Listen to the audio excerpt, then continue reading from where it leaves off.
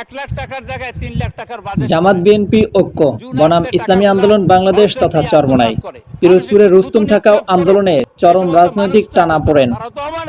আসন্ন ত্রয়োদশ জাতীয় সংসদ নির্বাচনকে ঘিরে পিরোজপুর ৩ মঠবাড়িয়া আসনে রাজনৈতিক উত্তেজনা চরমে।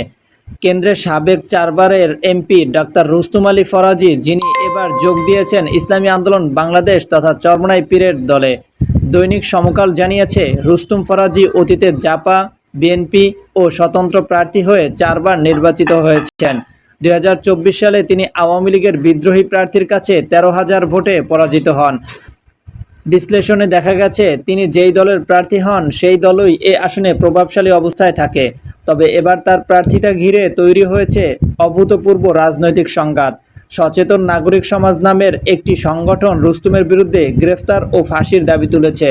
এই সংগঠনের নেতৃত্বে রয়েছে বিএনপি ও জামাত শিবিরের সাবেক নেতারা, যারা রুস্তুমকে ফ্যাসিবাদের দোসর আখ্যা দিয়েছেন। তাদের অভিযোগ, রুস্তুম ফরাজি সংসদে যুদ্ধাপরাধ ট্রাইব্যুনাল আইনের বিল উত্থাপন করেছিলেন, যার ফলে জামাত নেতাদের ফাঁসি হয়েছে।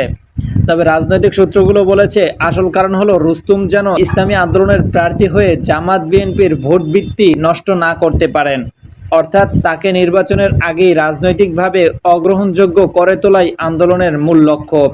সারা দেশে যেখানে জামাত ও চরমোনাই পীরের দল অনেক জায়গায় পরোক্ষভাবে নির্বাচনী